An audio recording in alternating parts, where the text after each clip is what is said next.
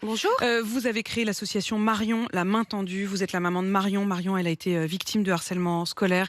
Elle s'est donné la mort en 2013. Vous vous battez depuis contre le harcèlement scolaire. Et voilà qu'hier, les députés ont voté la création d'un délit de harcèlement scolaire. On pourrait se dire, en tout cas eux disent que ça va dans le bon sens, mais quand on vous écoute, votre parti pris ce matin, c'est de dire qu'on passe à côté de l'essentiel et que cette loi, elle a au fond presque 10 ans de retard.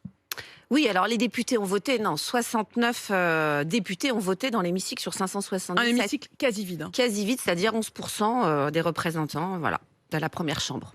Donc c'est vous dire à quel point je pense qu'on passe à côté.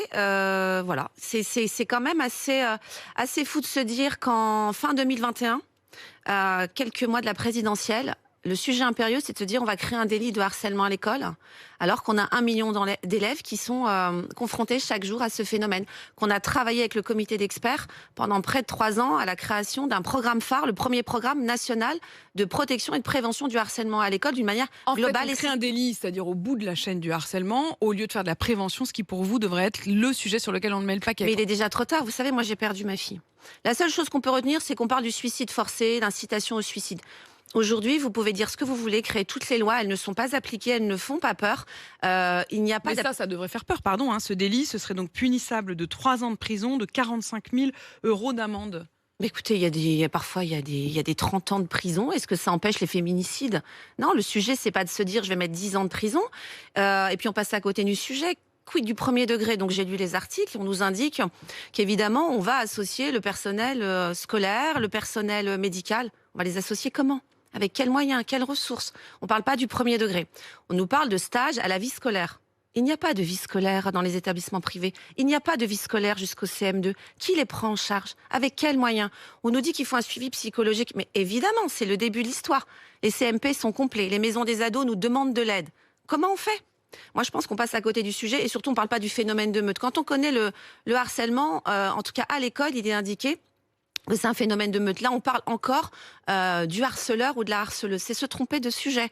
Voilà. C'est pas un individu seul, c'est pas un élève seul, c'est un groupe et ils se montent les uns les autres. C'est la pression du groupe, c'est l'appartenance. Donc, il faut développer les compétences psychosociales et relationnelles, travailler dès le plus jeune âge. On nous parle, par exemple, de confronter les élèves, par exemple, ceux qui auraient commis des faits avec, comment dirais-je, ils seraient filmés. Bon, écoutez, ça apporte quoi? Ça apporte quoi? Aujourd'hui, moi, je me dis qu'on passe complètement à côté du sujet. Alors, qu'est-ce qu'il aurait fallu faire? Ce qu'il aurait fallu faire, c'est peut-être décider qu'enfin, on développe un programme de prévention. C'est ce qu'on est en train de faire, mais avec des moyens. On nous parle des établissements privés. Comment on va faire? Les plateformes, de la même façon, peut-être être un peu plus fort sur les plateformes.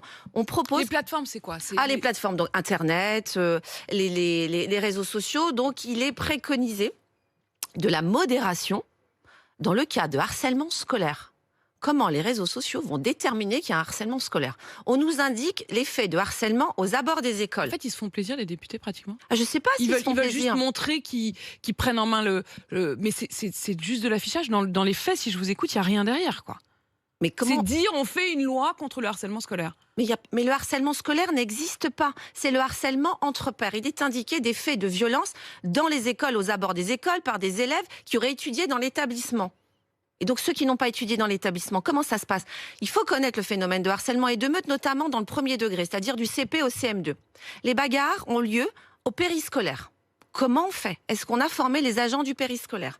Dans la dernière enquête de victimation, 30% des élèves disent se sentir en insécurité aux abords des écoles. Qu'est-ce qu'on fait quand ça se passe dans les transports scolaires, quand on est dans les territoires ruraux?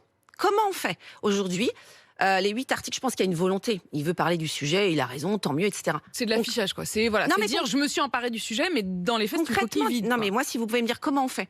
Est-ce que demain, ou tout à l'heure, quand je vais aller à la maison de Marion, les structures qu'on a créées, je vais pouvoir dire aux parents, écoutez, pas de souci, tout va bien, il y a un délit spécifique qui existe. On va me dire, mais Nora, il faut un symbole, c'est important.